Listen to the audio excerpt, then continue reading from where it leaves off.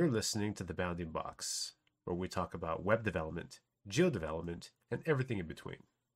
All right, so welcome to The Bounding Box. So today I'm joined by a very special guest. I'm joined by Jason Otero. So Jason, please introduce yourself. Tell us who you are, what you do, what's your problem. Hi, Jason Otero. So been here at Esri for quite a long time now. Year 25 this year. Started back in 1998. So I'm hitting, 25.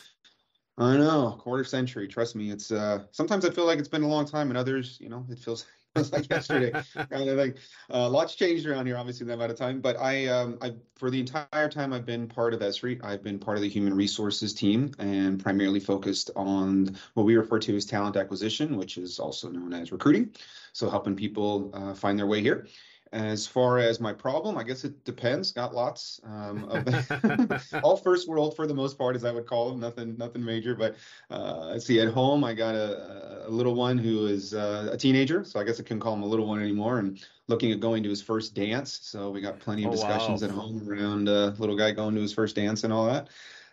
Here at work, I think really we don't have any problems. I mean, Esri's been a pretty great place to work and a great place to recruit for.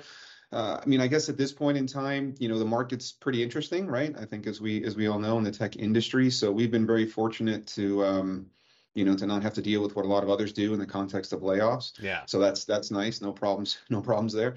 But conversely, we're still doing a little bit of hiring, and a lot of people are nervous, right, about making moves. So you've got those who are kind of holding tight, right? Don't want to take any chances, even with a stable company like ours. And conversely, you've got others who have been let go and are kind of not the nicest word to use, but kind of desperately seeking something, right? And so you just gotta find the right ones as always. So Yeah, it's it's a been little bit rough background out there. there. You see what some of these other companies are going through and some of these other people out there. I mean, yeah, it's rough. I can only imagine. I was laid off first before I came here. Believe it or not, this is my second job. First job I was laid off from, and so I know how it feels, and it's one of the worst feelings I can recall having. Oh, Quite a wow. surprise. All of a sudden, everything comes toppling down on you. So I can be empathetic to that. That's for sure.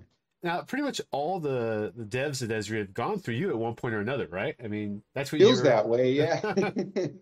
Not all of them. When I joined the company, there were about 10 people in human resources. Now we have close to 100 people that make up human Wow. resources here at Esri. Okay. But there were about just over 1,000 employees when I joined, and now we're over 5,000. So you look at it numbers wise, and it makes about sense.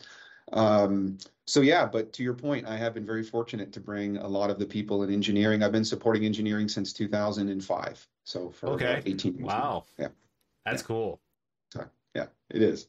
So, like, what would you let people know that are interested in maybe applying to Esri? Because I know we send a lot of we have people go out to like the college campuses. They have like career Yeah, days and stuff like that, and yeah, we're out there conferences and stuff too and whatnot. But people that are somewhat interested in Esri that might be interested in applying, what advice do you have for them? Right? Like, how do they get sure. started?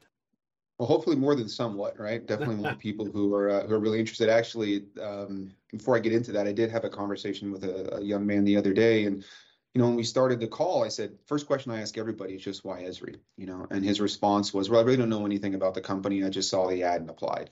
And that is something that I would give in terms of advice right away is any company that you apply to, I wouldn't invest a bunch of time necessarily at that juncture in terms of research, Uh-huh. depending on the individual. But once you know you're going to have a phone call, you absolutely should, right? Yeah. For everybody's benefit. I mean, for one, on my side, I want people, as we all do, right, who are interested in what we're doing and who we are.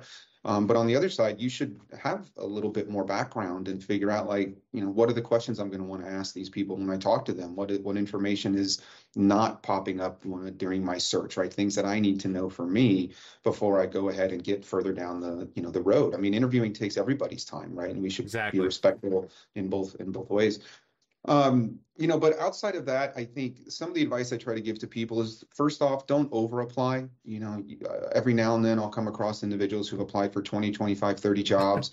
And at some level, I get it, right? Like you want to cast a wide net, you're really interested in this organization. But on the recruiting side, when you're in my shoes, then you wonder if the person really knows what they want to do, right? Do they Do they have any type of focus? And frankly, it's pretty hard to be qualified to like 20 things, Okay. that's just unlikely. So is So, that possible? They could do that. They can go on the career site and apply yeah, to a bunch of them. Oh, I didn't know you could do there's that. a cart. It's basically like a shopping cart. Yeah. So you can just put jobs in a cart, right? And then it just does it all for you. So it makes it pretty easy. So a lot of people have taken advantage. And then some of the tools that are available with websites like LinkedIn and Indeed That's kind true. of provide the same functionality. And so people just click, click, click, click, click. So I always tell people, look, two or three, right? Number one, that's probably as many jobs as you're qualified for, probably as many as you're really interested in. Keep it narrow and trust people like myself to say, you know what? I don't think he or she is a good fit for this, but they might be a good fit for that. So there's a lot of movement behind the scenes.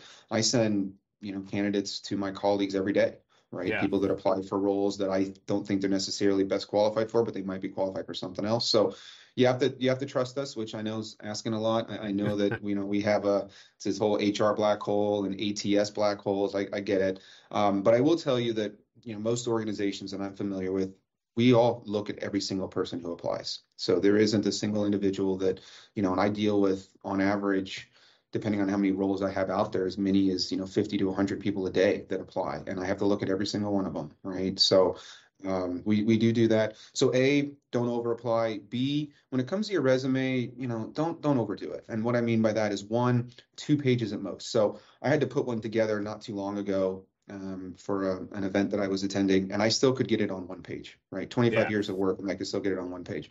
Um, Trust again that, as a recruiter, when you do interviews, Renee, when hiring managers do them, we'll dig into the details. We don't need everything you've done, including like the fact that you know where the bathroom is down the hall, kind of stuff, which I sometimes feel like in like 45 bullets under each job. Like, I don't need to know every single thing you've done. Give me the 3 to 4 things that you feel are super important. We'll talk about the rest, right? And then I guess lastly, your cover letters. That's always a topic. Like, should I take the time to do one? It doesn't hurt. I can promise you that. Every time I see a cover letter, I read it. Cover letters take people over the top, right? Sometimes I look at a resume and I'm hemming and hawing, like, I don't know. And then I read the cover letter and I'm like, yeah, I see there's a lot of interest here. I see there's some really cool stuff that they've done that they want to do. Let's pass it forward. So, and it doesn't, again, similarly to the resume, it doesn't have to be an essay, man. Like you can knock it out in, 2, 3 paragraphs at most. Yeah. Just, hit the high points of what you've done, what you want to do, why this place looks like a good match between the two. Off you go. I think kind of like you were saying earlier, it kind of shows an effort, right? You've made an effort to look into the company, what they are, what they do, and you have to show an interest, right? Yeah, yeah. I mean, look, engineers, when you look at the job market in general, right? There's a few fields where the demand far outweighs the supply, right? And engineering is one of those. So you can make the argument, and I see it frankly all the time, even when people choose to move on from Esri to other companies, where other organizations don't maybe do as much. I don't know, due diligence as Esri does, and other companies. We're not the only one who does it. Um, but that's something you have to think about too, the candidate, right? Like if you apply to this organization, you just dump a resume, they call you, they have one person interview, and they make you an offer. Is that a place you really want to go, right? Like sometimes we Yeah. get heat here because our interview process is, you talk to an HR person, you usually have an hour-long phone call with somebody like yourself or a peer of yours, right? Kind of a coder pad exercise where we vet whether or not, they have the technical skills to do the role. And then usually it's another 4 hours, right? Meeting up to 8 people. We usually pair them up. And so we'll get pushback sometimes, right? Like, oh, that's a lot of people. You're going to work with these people 40 hours easily every single week, Yeah. right? They become your friends. Sometimes they become your family. Like, do you really just want to meet one person and then say, let's go for it? Like, I don't know. Personally, I wouldn't do that. Like, I appreciate the fact that we allow people to meet with a number of individuals that they would work with. They can find out what they like, what they don't like about Esri, about their work.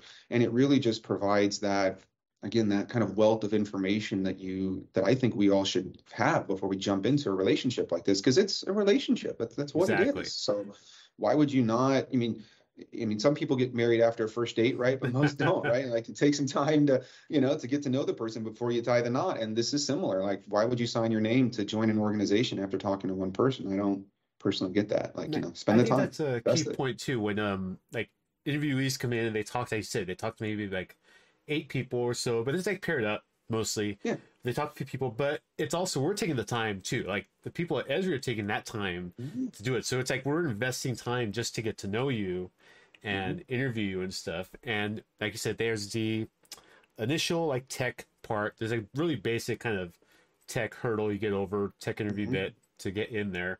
And not, you won't, those interviews won't necessarily be tech interviews where you do engineering, Correct. right? It's, we might, Right. and I don't usually do them. I don't do like whiteboard stuff with the people I interview. I'm more interested in the problem solving and how they go about doing things. But I know people that will, because they might have, for their particular needs, a specific skill set they're looking for. So then Right. they might do a small tech interview part in addition to what's already been done. But Yeah. yeah, like we put a lot of time into it. We do, and it's not, it's to your point, it's not like a final exam, right? Like Yeah. it's not crazy. Our intent is, do they have the foundation, right? Like one metaphor I use, like if you're building a house, we want to know that the person can level the ground, pour the concrete, maybe put some walls up, painting, interior decorating, those kind of things we can teach you. We can help you with those, right? So really for us, it's identifying the foundational skills. Can we build upon, right, that foundation of that house, Yep. and then off we go. And as I'm sure you've heard, Renee, I mean, like my job isn't so much the what, right? Like the what is your job and your peer's job. Mine is more the how, right? Yeah. So it's not just what people do, it's how they do it. One of my colleagues used that phrase years ago, and it's really stuck with me. And I think it's really important because even when you think about how we do our twice a year performance review stuff, right, it's 50% of it is on what you did. Did you build the app that you were asked to build? The other 50% is how you did it, right? Were you nice throughout that process, right? Yeah, Did you exactly. communicate clearly with people, right? All of the different things that are kind of, to use HR speak, kind of competencies more so than technical applicability. Because you can be a total rock star as a developer, but if you're a jerk, it's not good enough, Yeah, right? Like exactly. there has to be that balance, and that's part of what these interviews are intended to find out. It's not just can they do it, but how they do it. I think communication is a big key there too, because like you said, on the reviews that we do, communication is huge on there. It's like, It's huge. did you communicate? You may have done a lot, but did you communicate all that work that you did? Are other people aware of what you did? Have you shared that knowledge with others? Right. So there's that Yeah. whole bit I as mean, well. I'll tell you, Renee, when I go to our conferences and stuff and talk to customers and et cetera, I think look, what you all do from an engineering perspective, you build some amazing tools. I mean, the functionality, the things that they can do. Again, being an HR guy, I'm obviously easily impressed, but it's really impressive. But at the same time, it's the community, right? It's the community that we have built through communication that is really, I believe, what makes Esri the world leader in this space. There's no shortage of written material, of videos, of audio, right? Of help that people can get. Communication is so, I think, undervalued in engineering. Again, a lot of times people think about just the tech, how you communicate about the tech, how you communicate internally building that tech. That's what really makes a difference. And I hear that from people all the time when they talk about working with Esri and working with engineers there, is that they really are involved in the community. It's not like they're these, behind some curtain somewhere doing some work and they never get to see them. They just use the product stuff. We're out there talking to customers, talking to users, and dealing with people on a regular basis, right? It's like a very thin like veil there between us and Right.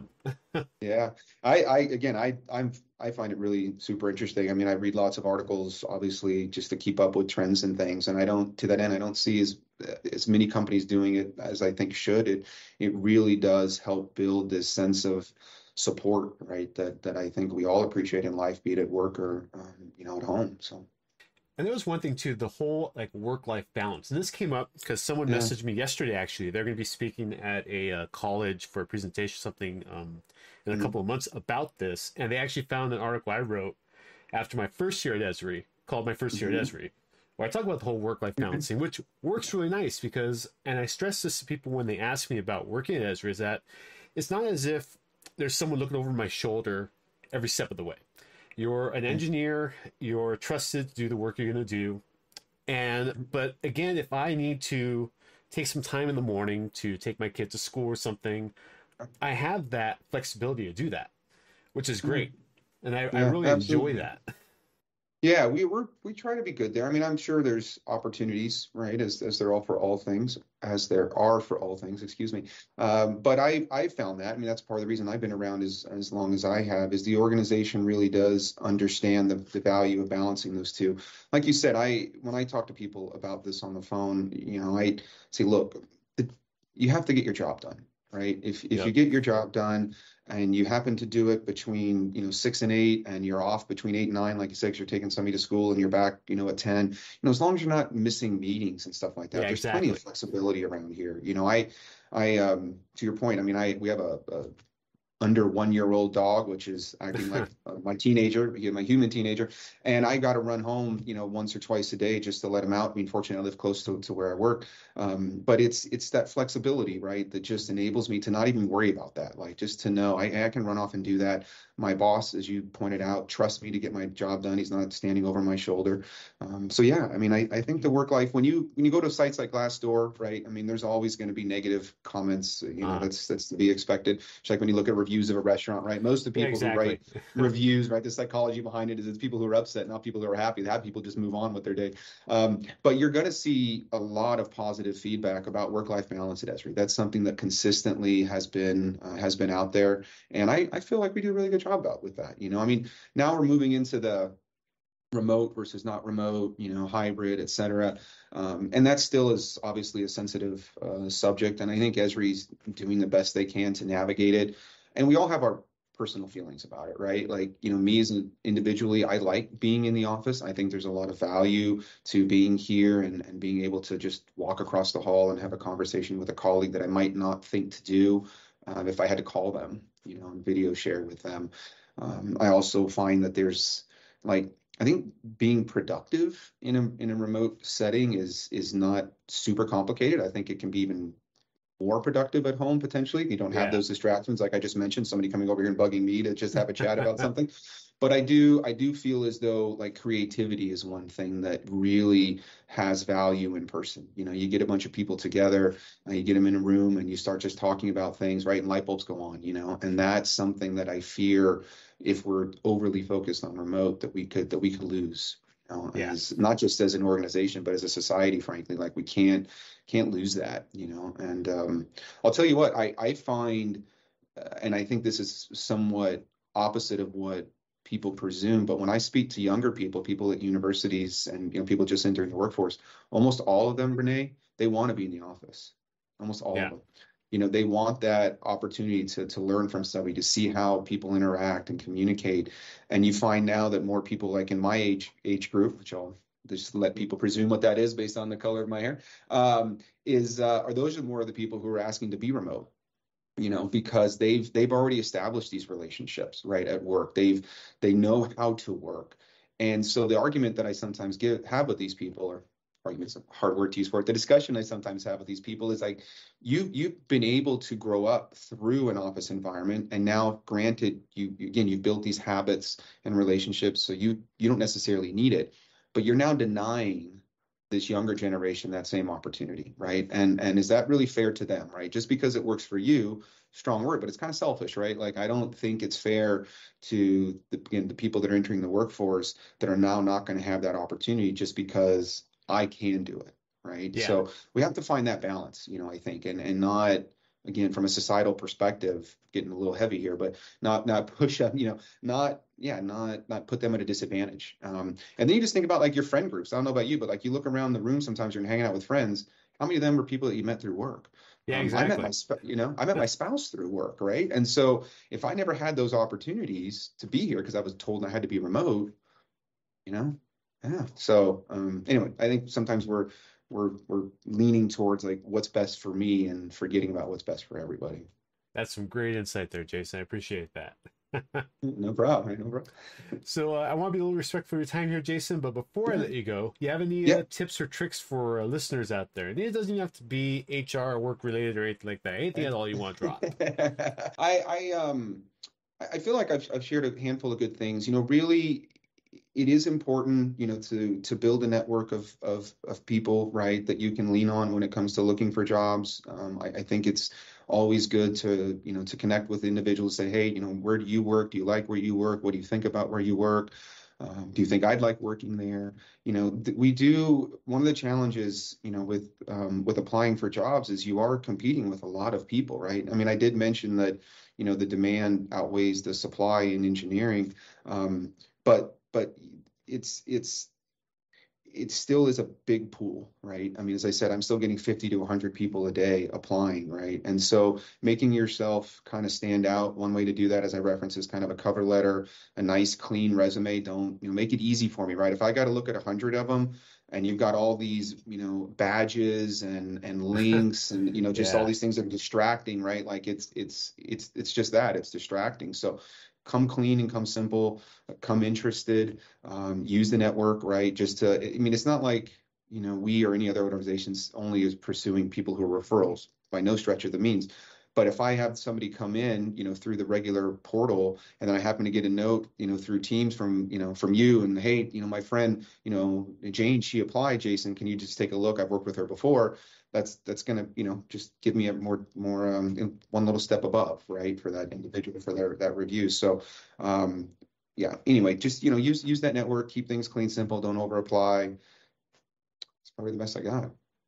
Awesome, Jason. I appreciate it. Thank you very much. You're welcome. Thanks for today. Thank you for listening to the Bounding Box today. Please subscribe for more content.